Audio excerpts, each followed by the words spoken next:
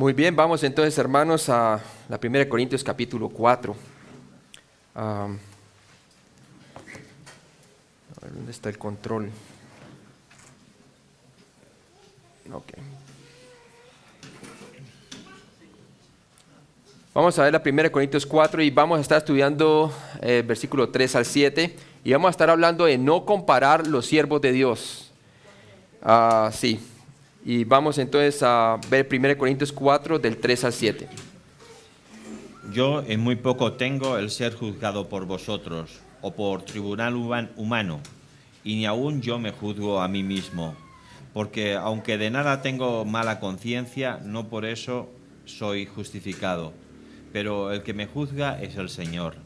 Así que no juzguéis nada antes de tiempo, antes que venga el Señor, el cual aclarará también lo oculto de las tinieblas y manifestará las intenciones de los corazones, y entonces cada uno recibirá su alabanza de Dios.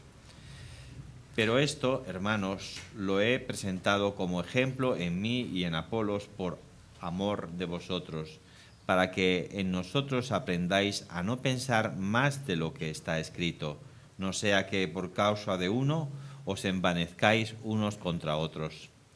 Porque ¿quién te distingue? ¿O qué tienes que no hayas recibido? Y si lo recibiste, ¿por qué te glorías como si no lo hubieras recibido?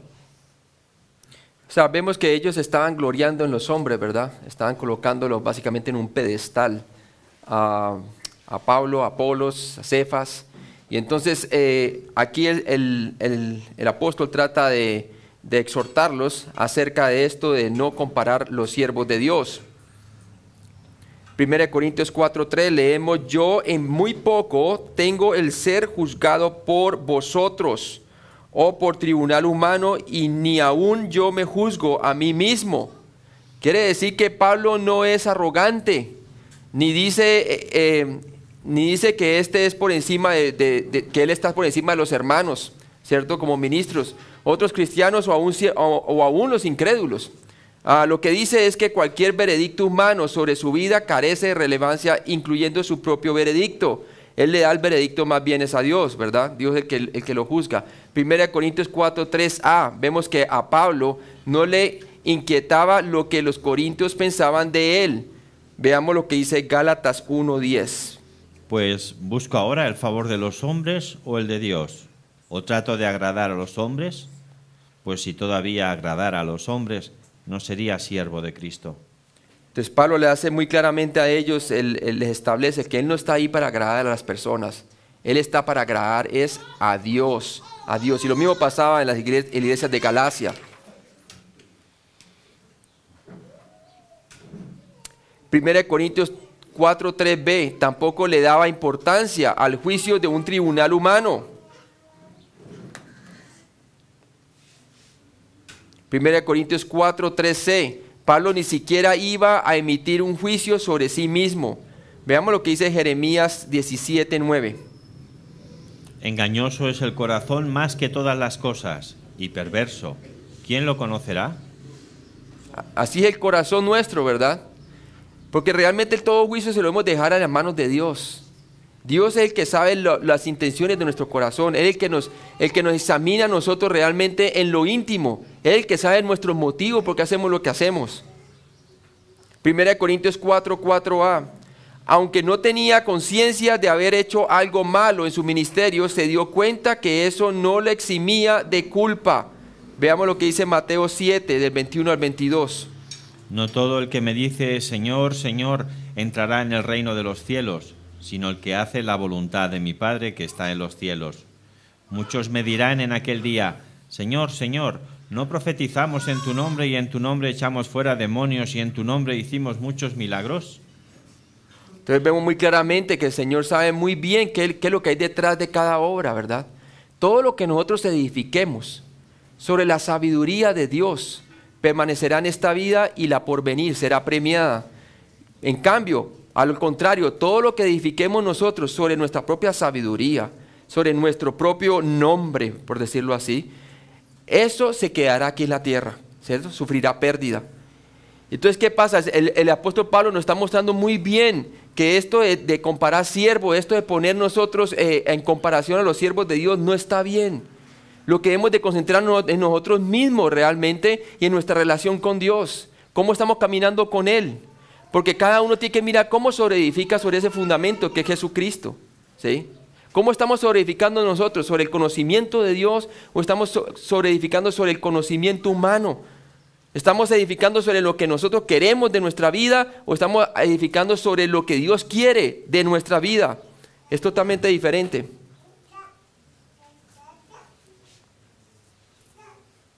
Primera de Corintios 4:4b. Pablo sabía que quien le juzgaría, griego anacrinón, examinar o evaluar, era el Señor Jesucristo. Y era la opinión de Él la que realmente importaba.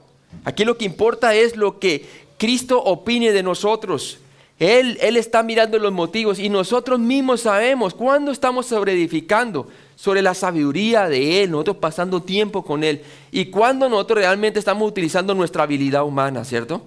Y sabemos que nuestra habilidad humana no será recompensada, pero todo lo que hagamos de parte del poder del Señor Jesucristo, el poder del Espíritu Santo, de la sabiduría de Dios, eso sí va a ser premiado como piedras preciosas. Romanos 14:10, por favor. Pero tú, ¿por qué juzgas a tu hermano? O tú también, ¿por qué menosprecias a tu hermano? Porque todos compareceremos ante el tribunal de Cristo. Dice que todos los cristianos vamos a comparecer ante el tribunal de Cristo. Ahí es donde se va a evaluar realmente los motivos por los cuales se hicieron las cosas. ¿Sí? Entonces, todo lo que ha sido edificado sobre la sabiduría de Dios se recibirá recompensa. Porque es Dios quien da el crecimiento, hermanos. Amén. Pero todo lo que está construido sobre la sabiduría nuestra, hermano, sufrirá pérdida. No pasará la eternidad. No será recompensado.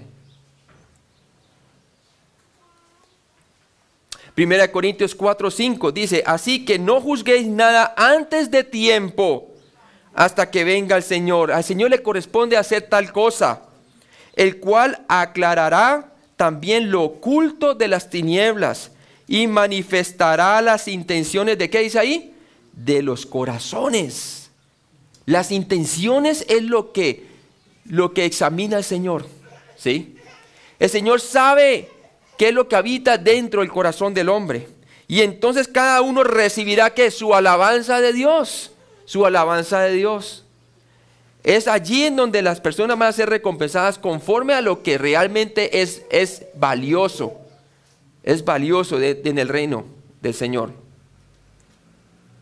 Primera de Corintios 4:5a. No juzgues a los servidores de Dios antes de tiempo, antes de que comparezcan ante el tribunal de Cristo. ¿Sí? Hoy en día, ¿cómo se juzgan a las personas en los ministerios? Mire que se comienzan a juzgar es por el número de personas que tienen, ¿cierto? Por la cantidad de inmuebles que tiene y por la cantidad de finanzas que tiene el ministerio. ¿Sí? Casi siempre el pastor que se recibe, bien recibido en las iglesias, es aquel que tiene el mayor número de personas, ¿cierto? El que tiene las finanzas más grandes y los edificios y los inmuebles más grandes, ¿verdad? Pero hermano, Dios no mira eso. Amén. Ahora no estoy diciendo que toda iglesia grande o toda congregación grande está fundada en esos principios, ¿verdad? Pero la mayoría sí, déjeme decirle, honestamente sí, lastimosamente. No estamos dándole el valor a las cosas como deben de ser. No le damos valor a lo espiritual, le damos valor es a lo físico, y eso está mal, ¿cierto? El Señor dice entonces muy claramente que todos vamos a comparecer ante ese tribunal, y ahí se va a saber realmente sobre qué cómo está sobreedificando cada siervo de Dios. Primera de Corintios 4:5b. Jesús vendrá a juzgar a sus servidores y lo hará abiertamente. Abiertamente. Todos compareceremos ante el tribunal de Cristo. Daremos cuenta de sí. Primera de Corintios 4:5c. Vemos que su juicio expondrá la verdad en cuanto a su gente. Él sacará a luz las cosas ocultas por las tinieblas. No hay nada que no sea manifiesto delante de su presencia, nos dice la palabra de Dios. Haciendo referencia entonces a los motivos, hermanos, los pensamientos y las actitudes interiores que solo Dios puede conocer. Nosotros somos muy dados a nosotros somos muy dados realmente a juzgar a las personas por la apariencia o por lo que vemos, pero no, Dios es el que se encarga de hacer dicho juicio. Él va a ver los motivos, los pensamientos, las actitudes, todo lo que está en el interior del hombre. Eso es lo que Dios conoce de nosotros. 1 Corintios 4, 5d. Su juicio expondrá los verdaderos motivos que tienen los cristianos para hacer lo que hacen. ¿Sí? Eso es lo bueno que el Señor nos hace examinar, por lo menos en la cena del Señor, los motivos por los cuales nosotros estamos haciendo lo que estamos haciendo. ¿Sí? Es un momento de autoexaminación cuando las personas se examinan a sí mismos, ¿cierto? Es bien importante. ¿Por qué? Porque sabemos que un día el Señor los va a examinar y Él va a saber lo oculto que está dentro del corazón, como dice la palabra de Dios.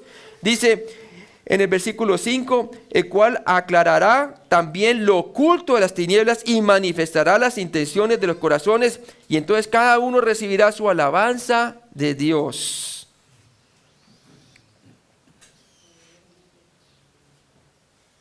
Primera de Corintios 4, 5e.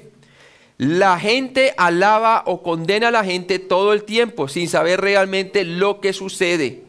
En el tribunal de Cristo, si hay alguna alabanza por recibir, los servidores la recibirán de Dios y no de los hombres.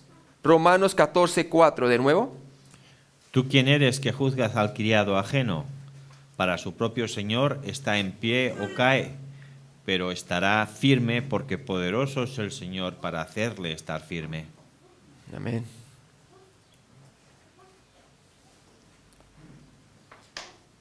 Primera de Corintios 4, 6 dice: pero esto, hermanos, lo he presentado como ejemplo en mí y en Apolos por amor de vosotros, para que nosotros aprendáis a no pensar más de lo que está escrito, no sea que por causa de unos envanezcáis unos contra otros.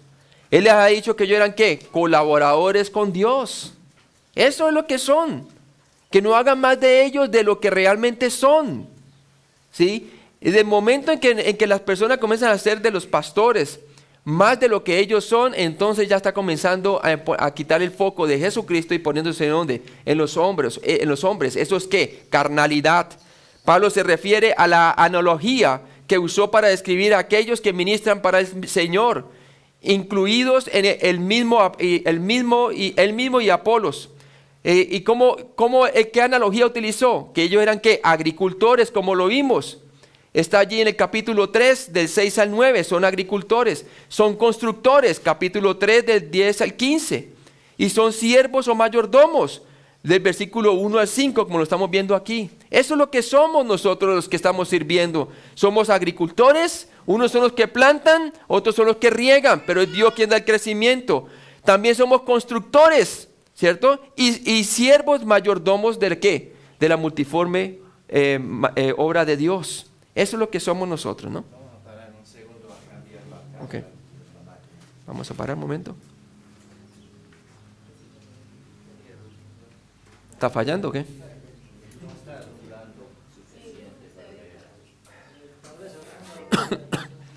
Sí, cada vez menos y menos, ¿no? Ya no se ve ya.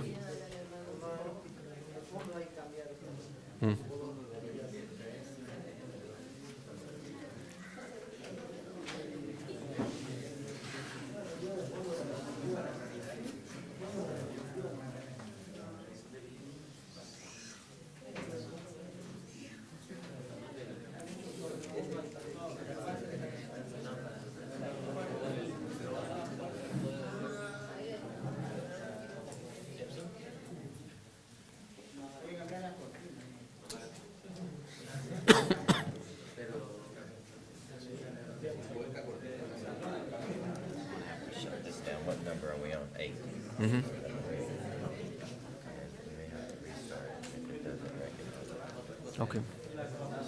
¿Desde cero que va a apagarlo? Ok.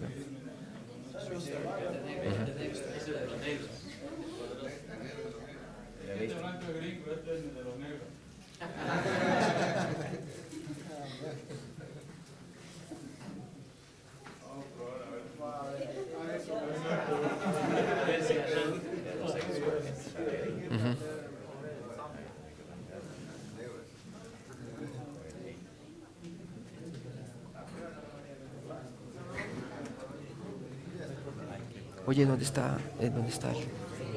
Hay que correrlo hacia la derecha. Hay que correrlo para acá.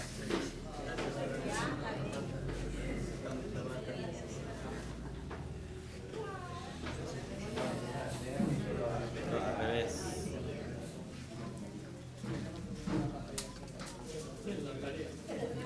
No, así no.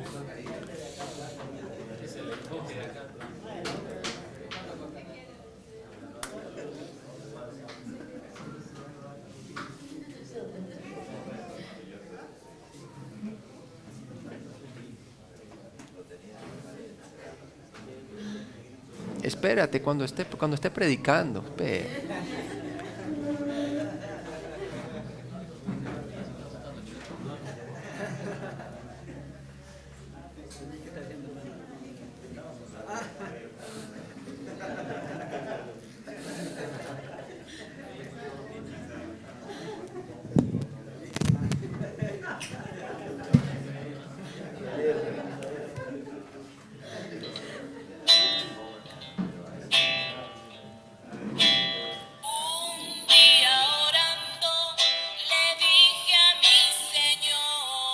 Todos a la vez.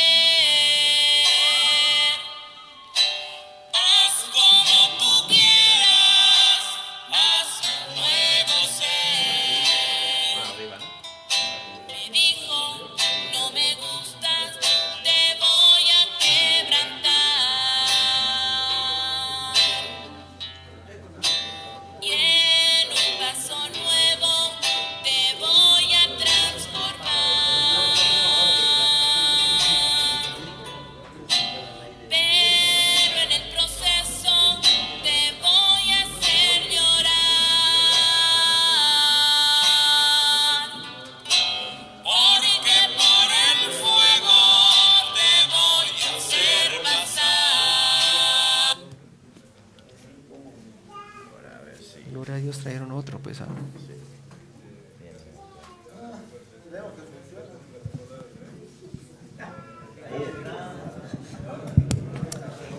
Ok, muy bien. Continuemos entonces, hermanos, continuemos.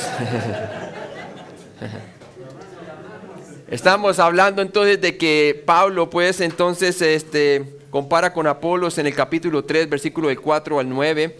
Él no estaba juzgando a Apolos, ¿verdad?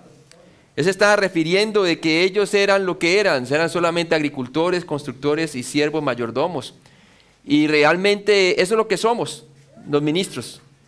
Y la gente no tiene que opinar más de lo que somos, hermanos. Eso es todo lo que nosotros somos. Y también nosotros no podemos pretender ser más de eso, porque entonces está mal también, ¿verdad? Es bien importante que nosotros tengamos eso en cuenta. Somos agricultores. Unos plantan, otros están regando, pero es Dios quien da el crecimiento. Y estamos, ¿qué? Velando para la edificación de ¿qué? De la iglesia de Dios. Vamos un momentico a Efesios, capítulo 4, por favor. Efesios capítulo 4.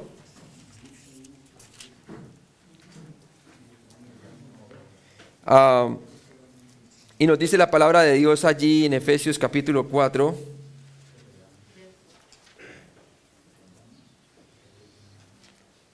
Que nosotros somos un cuerpo, versículo 4 dice: un cuerpo y un espíritu, como fuisteis también llamados en una misma vocación de vuestra vocación, un Señor, una fe, un bautismo, un Dios y Padre de todos, el cual es sobre todos y por todos, ¿y dónde? Y en todos, ¿sí? Eso es lo que somos nosotros como siervos de Dios, y también como iglesia de Dios. Es Dios trabajando, ¿qué?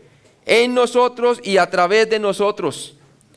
Dice, pero a cada uno de nosotros le fue dada la gracia conforme a la medida del don de Cristo, por el cual él dice, subiendo a lo alto, llevó cautiva la cautividad y dio dones a los hombres.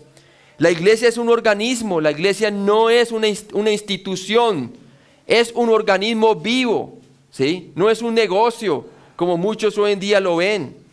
Entonces es bien importante que nosotros tengamos ese aspecto presente en cuanto a lo que es la iglesia, los líderes están para la edificación del cuerpo de Cristo, ¿sí? Hasta que todos lleguemos al conocimiento de la palabra de Dios.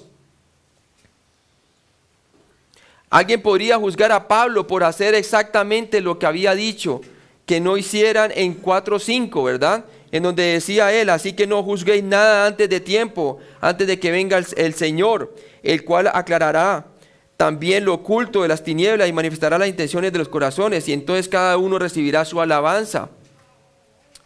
De modo que explicó la diferencia en el contrastar para el bien de la enseñanza bueno y contrastar para el bien de juzgar al favoritismo carnal o pecado. Se colocó a Apolos y a él como ejemplo, como colaboradores de Dios, ¿cierto?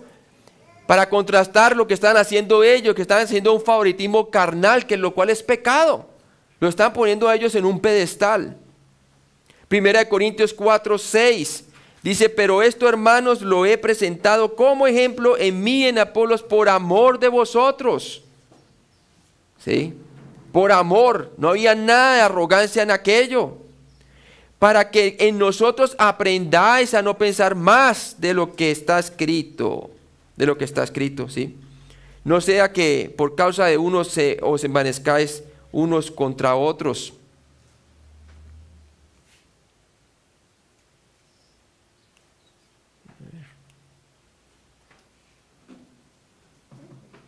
Sí, Pablo no se estaba entonces comparando con Apolo, más bien estaba usando sus ministerios como ejemplo, del griego metaschematizo, figurativamente de meta, cambio, y chema, forma, o de manera indirecta, para que pudieran entender su preocupación.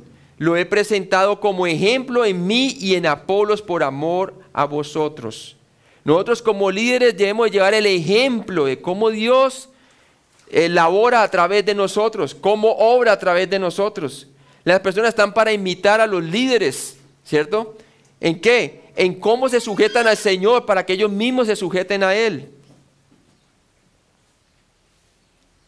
1 Corintios 4:6b, Él ha usado a Apolos y a sí mismo como ejemplo para mostrar que no debemos ir más allá de la palabra de Dios escrita en comparar a los siervos de Dios y preferir unos sobre otros. Los siervos fieles de Dios deben ser tratados con respeto solo dentro de los límites establecidos por las Escrituras. Veamos algunos de esos límites. 1 Tesalonicenses capítulo 5, del 12 al 13. 1 Tesalonicenses capítulo 5, y vamos a leer del versículo 12 al 13. ¿Están allí? Dice, os rogamos, hermanos, que reconozcáis a los que trabajan entre vosotros y os presiden en el Señor y os amonestan. Versículo 13 de 1 Tesalonicenses capítulo 5. Y que los tengáis en mucha estima y amor por causa de su obra, tened paz entre vosotros. Hay iglesias en donde no se estima ni se respeta al pastor, ¿verdad? Y eso es triste, hermano. Eso es carnalidad, carnalidad.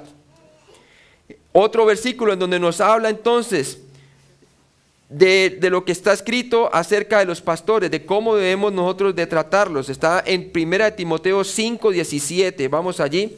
1 Timoteo 5:17.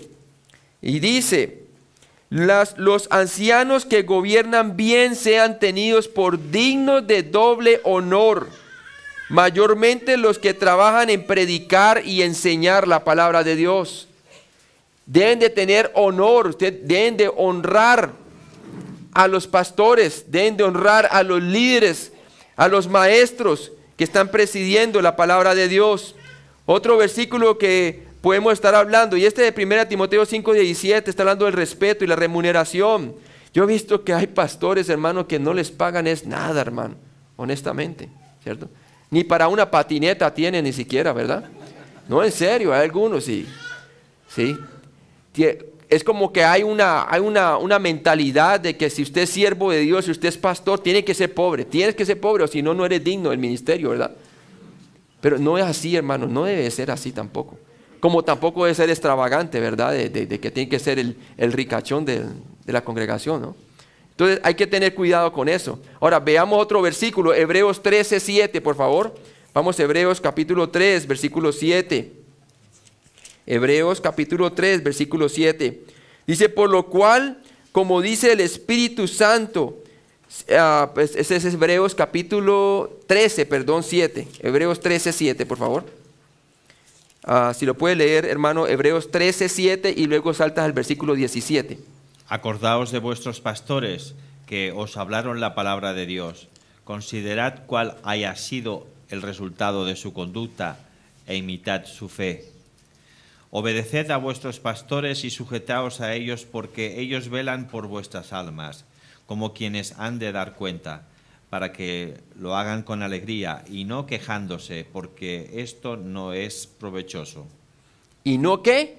Quejándose. O sea que es posible que un pastor legítimamente se queje. ¿Sí? Y dice que debemos de imitar a los pastores y debemos de sujetarnos a ellos porque ellos velan por nuestras almas como quien ha de dar cuenta a quién. A Dios, hermano. Nada menos y nada más. Entonces es importante esto, ¿no? Entonces Pablo está diciéndoles que básicamente se debe en realidad darle el reconocimiento al pastor, pero no se debe colocar más allá de lo que él es, ¿verdad? Sino entre los parámetros bíblicos. Tampoco se debe devaluar la labor del pastor o tener en baja estima. Se debe estimar bastante porque están presidiendo las cosas espirituales. El mismo Pablo se pone en ejemplo diciendo, no tengo yo más derecho que le estoy dando la comida espiritual, ¿verdad? ¿Por qué? Porque, hermanos, si usted se pone a ver, los pastores deben de ser honrados. ¿Por qué? Ellos velan por vuestras almas.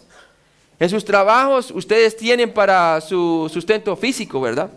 Pero cuánto más aquel que le está alimentando espiritualmente, ¿verdad? Es bien importante que se tenga eso en cuenta en las congregaciones. 1 Corintios 4, del 7 al 8. Jugar al favoritismo procede del pecado de la arrogancia. No hay otra conclusión sino esa. El hacer favoritismo es orgullo, hermanos. Vamos a leer, por favor, hermano. Porque ¿quién te distingue? ¿O qué tienes que no hayas recibido? Y si lo recibiste, ¿por qué te glorías como si no lo hubieras recibido? Ya estáis saciados, ya estáis ricos, sin nosotros reináis. Y ojalá reinaseis para que nosotros reinásemos también juntamente con vosotros. Entonces vemos aquí Pablo comienza a exhortarlos a ellos y vemos en el 4:7 que al usar 3 preguntas penetrantes, Pablo se pone el zapato en el otro pie y muestra lo absurdo del favoritismo. Vamos a parafrasearlas para enfatizar estas 3 preguntas. 1 Corintios 4:7 también nos dice, ¿quién te compara con otros cristianos y te encuentra superior o inferior? Es de esperar que nadie, ¿verdad? Otra pregunta, ¿hay algo que tienes que puedas atribuir a tus méritos? No, de ninguna manera, ¿verdad? Todo lo que tenemos, habilidades y otras cosas nos han sido dadas por Dios. Hoy en día vemos muchos pastores que se crecen, ¿verdad? Se crecen y se atribuyen que es por el esfuerzo que ellos han hecho, ¿verdad? Y eso está mal, es carnalidad también, ¿no?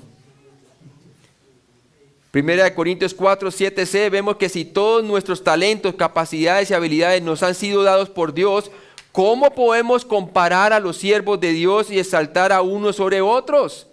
Si a cada uno se le da conforme a su capacidad, dice la palabra de Dios. ¿Sí?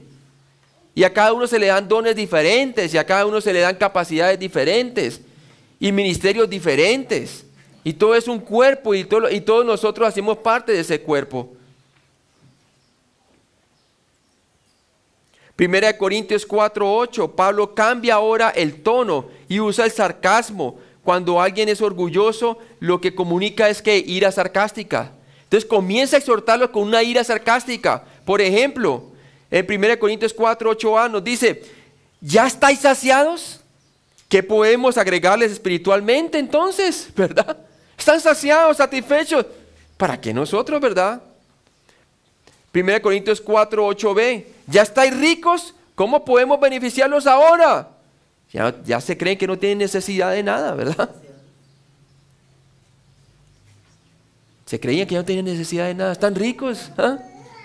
Están posesionados, ya saben qué es lo que... No les falta nada, ¿verdad? No hay nada más que añadirle, ¿verdad? Y también les dice en 1 Corintios 4, 8c, si nosotros reináis, si ya son reyes, ¿para qué nos necesitan entonces, verdad? Ya están reinando, ¿no? Porque eso es lo que da la apariencia del orgullo, ¿verdad? Da una apariencia de que ya todo lo han alcanzado. ¿Sí? El enaltecimiento, hermano. Y antes de la caída viene el enaltecimiento, el orgullo, dice la palabra de Dios. 1 Corintios 4, 8d. Aquí sus declaraciones muestran que estaba usando el sarcasmo en estas afirmaciones huecas. Porque miren lo que dice, y ojalá reinaseis para que nosotros reinásemos también juntamente con vosotros.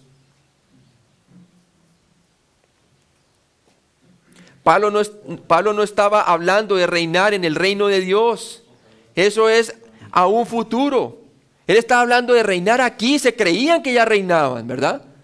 Estaban implantando sus propios reinos. Cada uno se creía que era superior que el otro. ¿Sí? Apocalipsis 5:10 nos habla del reino futuro, por favor. Y nos ha hecho para nuestro Dios reyes y sacerdotes, y reinaremos sobre la tierra. De 11:15, Apocalipsis 11:15. El séptimo ángel tocó la trompeta y hubo grandes voces en el cielo que decían: los reinos del mundo han venido a ser de nuestro Señor y de su Hijo Cristo, y Él reinará por los siglos de los siglos. El futuro el futuro reino viene ya en el futuro distante, ¿verdad? Cuando ya pasemos a su presencia. Pero los corintios se pensaban que ya estaban reinando realmente, ¿no? El orgullo, eso es lo que hace el orgullo, hermano. Ya no es venga tu reino, sino venga mi reino, ¿verdad? Así es.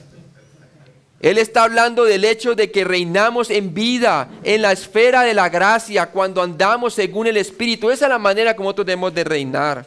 En mansedumbre, en fruto del Espíritu Santo, paz, paciencia, benignidad, amor.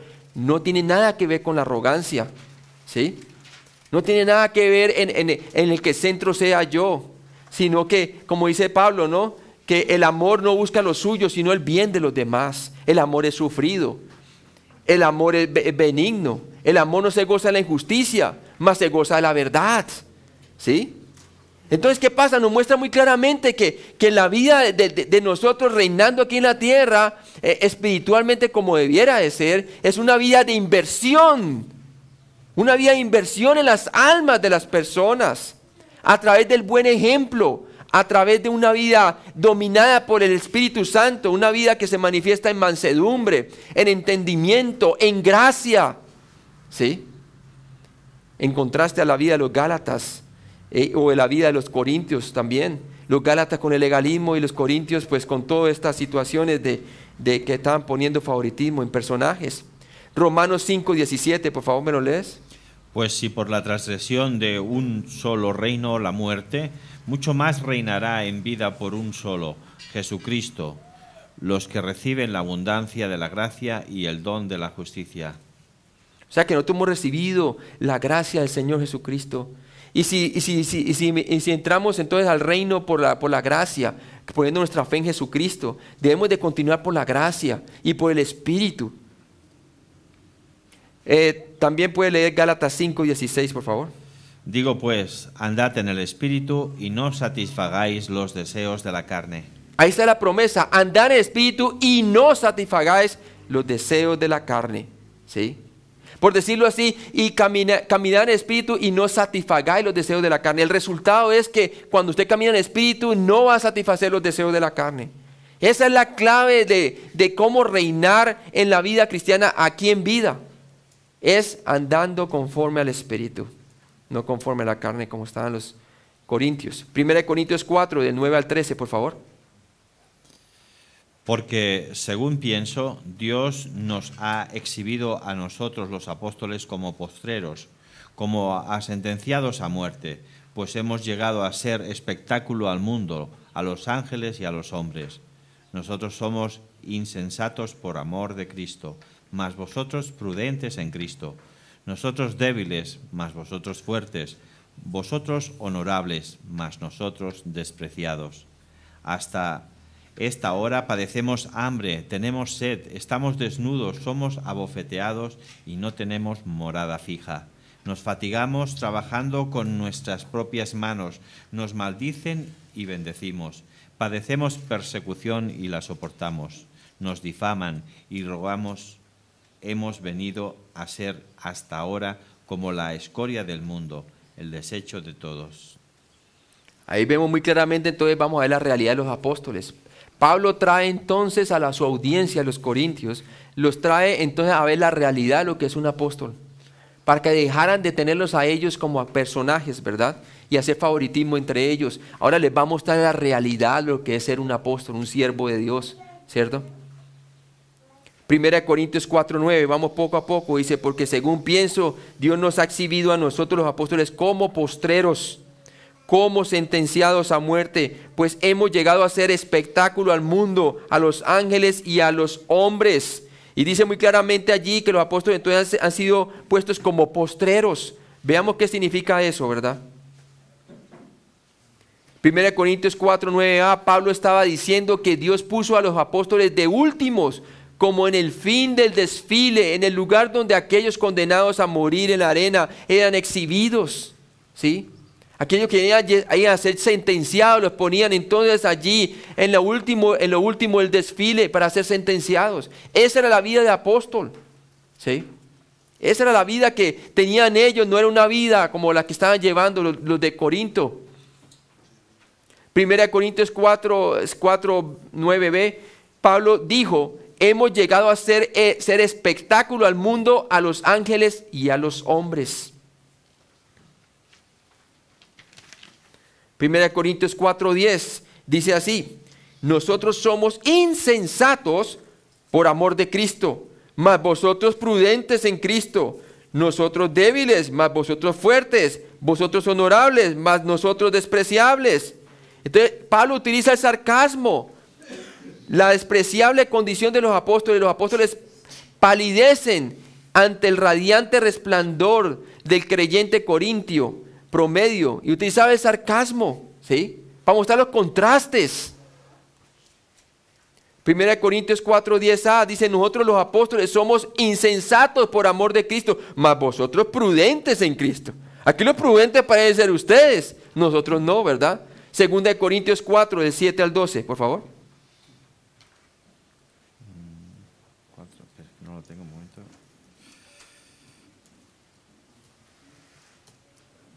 Pero tenemos este tesoro en vasos de barro, para que la excelencia del poder sea de Dios y no de nosotros, que estábamos atribulados en todo, mas no angustiados, en apuros, mas no desesperados, perseguidos, mas no desamparados, derribados, pero no destruidos, llevando en el cuerpo siempre por todas partes la muerte de Jesús, para que también la vida de Jesús se manifieste en nuestros cuerpos.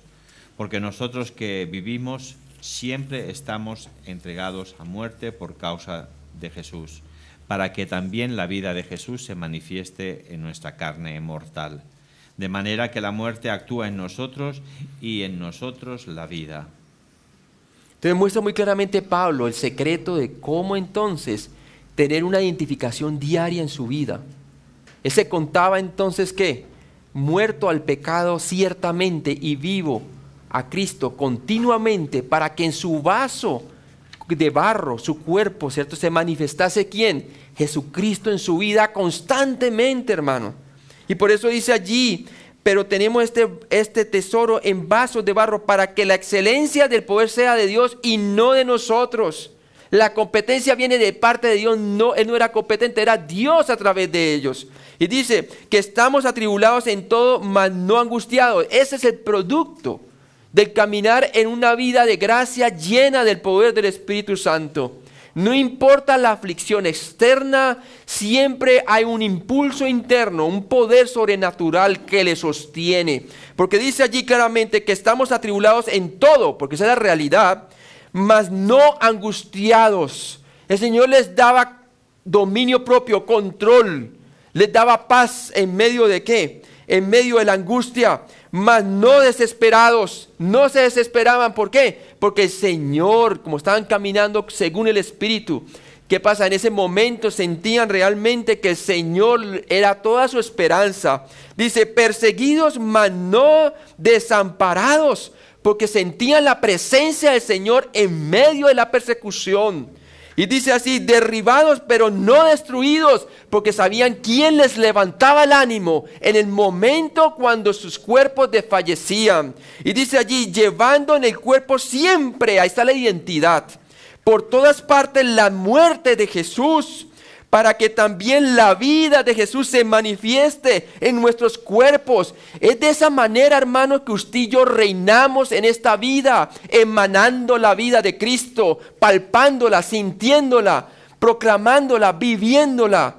Y esa es la vida que las personas desean ver en nosotros, en nuestros hogares, en nuestras iglesias y el mundo, para que puedan creer el testimonio de Cristo. Dice, porque nosotros que vivimos siempre estamos entregados a muerte por causa de Jesús, para que también la vida de Jesús se manifieste en nuestra carne mortal.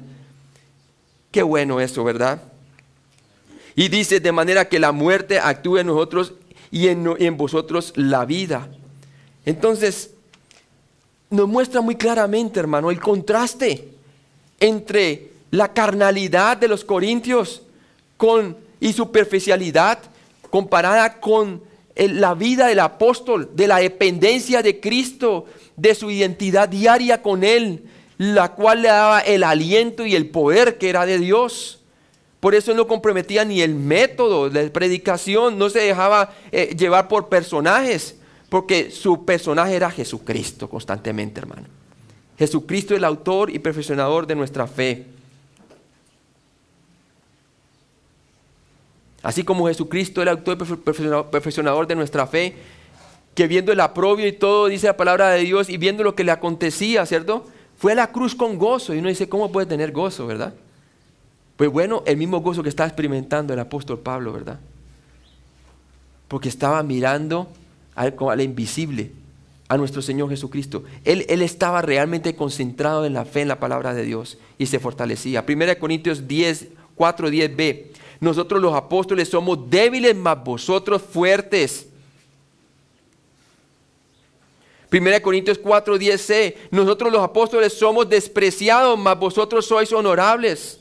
Y les muestra ese contraste sarcásticamente para mostrarles a ellos que no estaban viviendo según la voluntad de Dios. Porque los que quieren vivir piadosamente padecerán ¿qué? Persecución.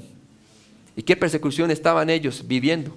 Una iglesia comprometida, una iglesia que sigue a los hombres y los personajes, una iglesia que compromete el mensaje, no tiene ninguna clase de persecución. ¿Qué clase de iglesia tiene usted hoy en día, hermano? ¿Está siendo perseguida? ¿Verdad? Eso nos hace examinar a nosotros realmente si estamos predicando el evangelio o no. No nos desanimemos, porque si estamos siendo perseguidos por causa de la palabra de Dios, es porque tú estás haciendo como el apóstol Pablo está haciendo y como Apolo lo hacía. ¿Sí? Recordemos la excesiva estima en que los corintios tenían en ciertos individuos a los que ellos consideraban sabios o poderosos. Pablo mostró que según el estándar carnal de los corintios, él era deficiente. ¿Sí? Se sentía inadecuado, hermano. Porque no oían en él nada realmente de lo que ellos realmente esperarían de un gran predicador. Y mucho menos ahora hablando así. Para ellos era difícil asimilar este mensaje. Por eso él decía, yo no pude venir a ustedes como hombres espirituales o hombres que estén caminando en madurez. Tuve que venir como niños en Cristo o como si fueran hombres que no hubieran sido convertidos realmente. ¿Sí? Porque estas palabras no tenían cabida, hermano, dentro de sus vidas. ¿Es posible, hermanos, nosotros caminar por largo tiempo en carnalidad? Que llega alguien y nos habla de la gracia y que nosotros estamos como encallecidos. Tenemos que tener cuidado, porque ese es más o menos como la percepción que yo veo en el texto de cómo los corintios veían el mensaje de Pablo. Era como un mensaje extraterrestre para ellos. Triste eso, hermano. Tenemos que tener cuidado. Pablo mostró que según el estándar carnal del corintio, él era deficiente. 1 Corintios 4, del 11 al 13, por favor. Hasta esta hora padecemos hambre, tenemos sed, estamos desnudos, somos abofeteados y no tenemos morada fija. Nos fatigamos trabajando con nuestras propias manos, nos maldicen y bendecimos, padecemos persecución y la soportamos. Nos difaman y rogamos. Hemos venido a ser hasta ahora como la escoria del mundo, el desecho de todos. Wow, qué contraste, man. Y vemos allí el contraste que él pone, ¿no? La miserable condición de los apóstoles. Pablo enumera una lista de males que descalificarían a los apóstoles de ser considerados personas deseables. Primero, el trato físico rudo de los apóstoles. Hasta esta hora, nosotros, dice Pablo, nosotros como apóstoles experimentamos hambre. Hambre. ¿Quién iba a pensar que iba a experimentar hambre? Sí experimentaban hambre. Sufrimos deshidratación y lo vemos allí. Hasta ahora padecemos hambre, tenemos sed.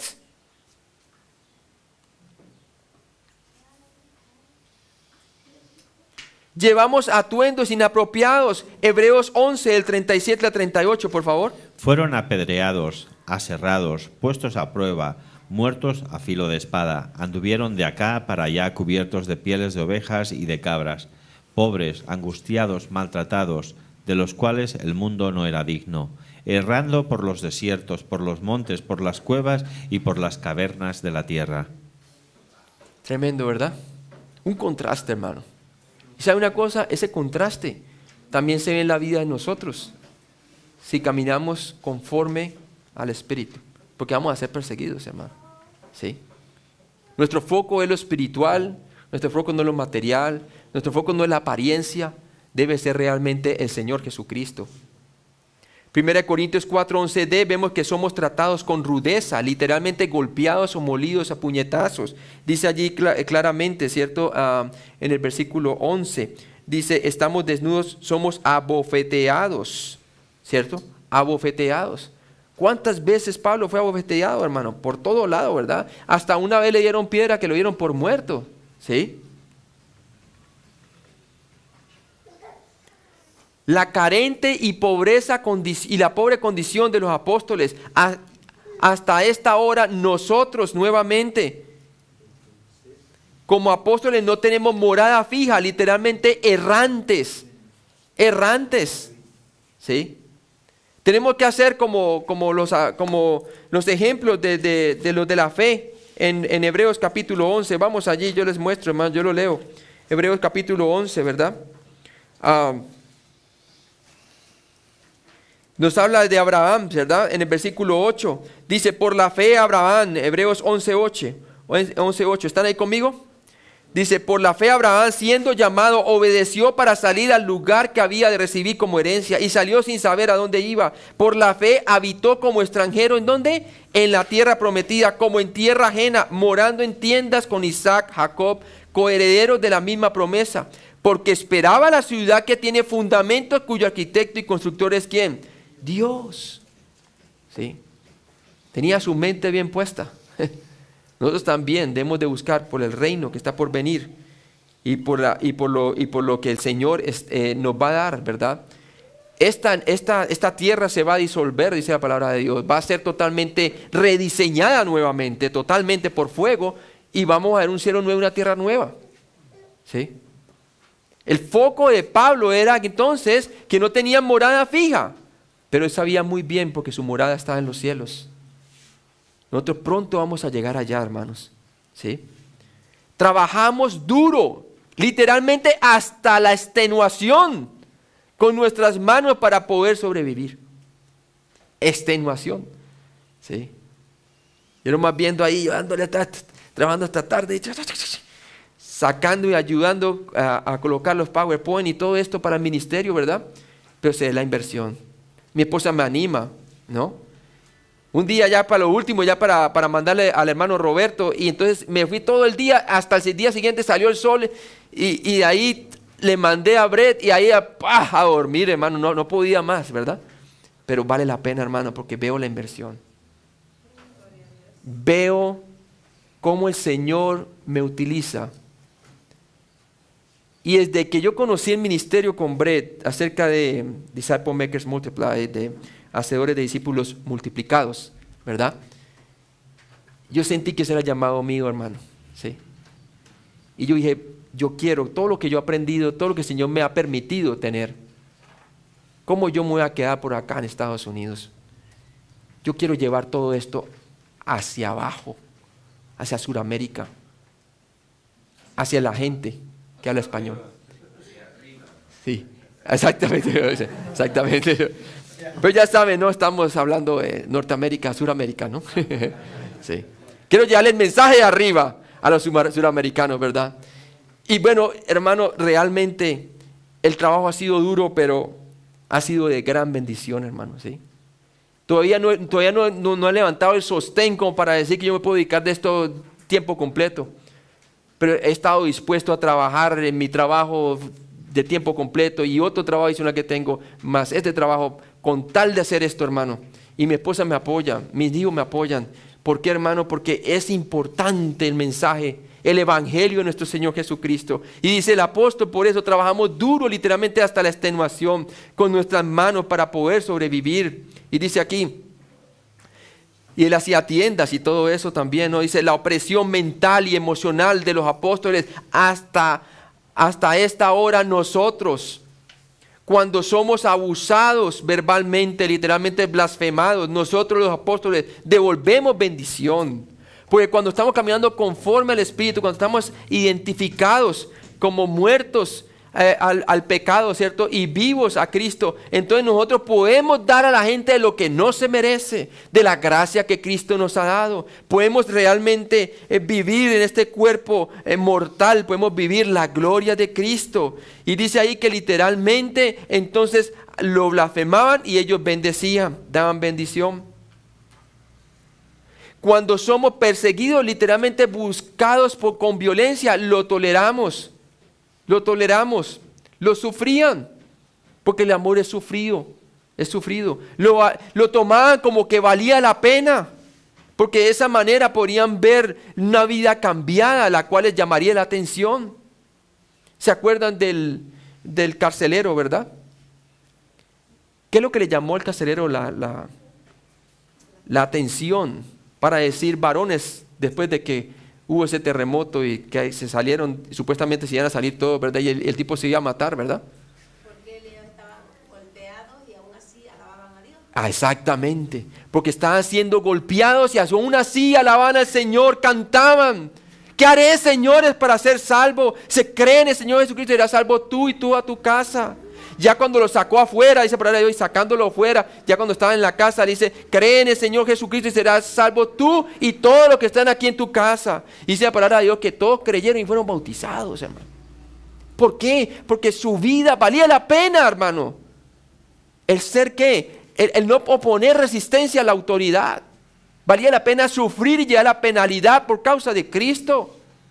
Porque de esa manera podía ver lo sobrenatural. 1 Corintios 4:13a, cuando somos difamados, motivamos. Y nos cuesta motivar a las personas que nos difaman, ¿verdad? Pero ¿sabe? Cuando estamos alineados con el Señor, sí lo podemos hacer. Motivamos. Y sí lo podemos hacer cuando nos recordamos que nosotros difamábamos antes de ser salvos, ¿verdad? O difamábamos a veces al Señor cuando nosotros estamos en rebeldía, siendo ya creyentes, hermano. Y el Señor fuera de eso nos motiva con su gracia, a través de una palabra de un hermano o a través de la misma palabra de Dios, que nos trae nuevamente el arrepentimiento. Como dice la palabra de Dios, la tristeza de Dios nos lleva al arrepentimiento. La vergüenza pública que sufren los apóstoles, hasta esta hora nosotros, veamos la vergüenza.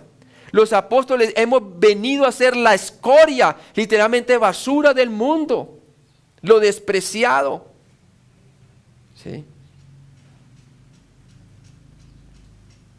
1 Corintios 4:13c, hemos venido a ser el desecho, desperdicio de todos, dice la palabra de Dios. ¿Qué de los así llamados apóstoles de hoy? Compárelos con la vida del apóstol Pablo que nos dice aquí. Nada que ver, ¿verdad? Primero, no tienen por qué tener ese título, ¿verdad? Porque no hay apóstoles, ¿sí? Ahora, todos nosotros tenemos una tarea como de apóstol, que somos enviados realmente a llevar el evangelio, ¿verdad? Pero no somos los apóstoles de Cristo como los 12 que eran, ¿verdad? Si hay apóstoles hoy, no han sido enviados directamente por el Cristo resucitado, porque nunca lo han visto, aunque algunos dicen que lo vieron, ¿no? Sino por algún individuo, organización o iglesia. Por lo tanto, son misioneros, ¿sí? En realidad son misioneros, hermano. Es para que la gente hoy se quiere reconocer con títulos, soy apóstol.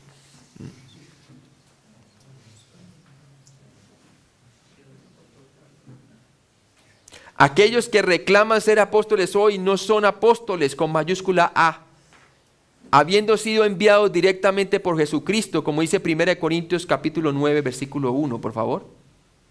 1 Corintios.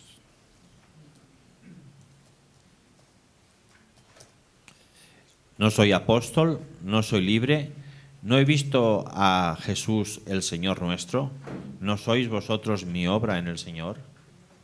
Ahí está. O sea que ellos no, estos falsos apóstoles, ¿verdad? Que no son apóstoles con A mayúscula, habiendo sido enviados directamente por Jesucristo para hacer los bloques de la fundación sobre la cual se edificó la iglesia. Los verdaderos apóstoles, hermanos, fueron aquellos quienes sobre los cuales se edificó la iglesia. Mire lo que dice en Efesios 2, 20, 21. Edificados sobre el fundamento de los apóstoles y profetas, siendo la principal piedra del ángulo Jesucristo mismo, a quien todo el edificio bien coordinado va creciendo para ser un templo santo en el Señor. Ahí está, bajo la doctrina de los apóstoles y los profetas, ya lo tenemos aquí en la palabra de Dios. Ya ese don cesó hace mucho tiempo, en el primer siglo. Y como les dije anteriormente, si hubiera sido así, entonces ya hubieran reemplazado al primer apóstol que murió, ¿verdad? Que lo mataron a espada por parte de Herodes. Y no lo reemplazaron. ¿Por qué? Porque eran solamente 12. Y ya tenemos toda la palabra completa. Tenemos el fundamento de los apóstoles y los profetas. La mayoría de los que hoy reclaman el título de apóstoles de Cristo nunca querrían sufrir el maltrato y las carentes condiciones de las cuales Pablo habló aquí, que eran comunes a los apóstoles, 2 Corintios 11, del 12 al 15. Mas lo que hago lo haré aún para quitar la ocasión a aquellos que la desean, a fin de que en aquello en que se glorían sean hallados semejantes a nosotros. Porque estos son falsos apóstoles, obreros fraudulentos, que se disfrazan como apóstoles de Cristo. Y no es maravilla, porque el mismo Satanás se disfraza como ángel de luz. Así que no es extraño si también sus ministros se disfrazan como ministros de justicia, cuyo fin será conforme a sus obras. Bien, bien poderoso versículo, ¿verdad? Bien aclaratorio, habla por sí mismo. 1 Corintios 4, del 14 al 21. Vamos a hablar la conclusión.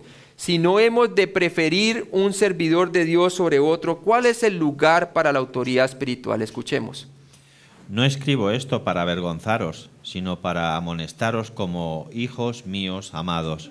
Porque aunque tengáis 10.000 ayos en Cristo, no tendréis muchos padres, pues en Cristo Jesús yo os engendré por medio del Evangelio. Por tanto, os ruego que me imitéis. Por esto mismo os he enviado a Timoteo, que es mi hijo amado y fiel en el Señor, el cual os recordará mi proceder en Cristo, de la manera que enseño en todas partes y en todas las iglesias. Mas algunos están envanecidos como si yo nunca hubiese de ir a vosotros. Pero iré pronto a vosotros, si el Señor quiere, y conoceré no las palabras, sino el poder de los que andan envanecidos. Porque el reino de Dios no consiste en palabras, sino en poder. ¿Qué queréis? ¿Iré a vosotros con vara o con amor y espíritu de mansedumbre? Muy bien, vamos a tomar un descanso de 10 minutos, creo. Okay, perfecto. Y el hermano Joe seguirá. ¿Quién sigue? El de él. Okay.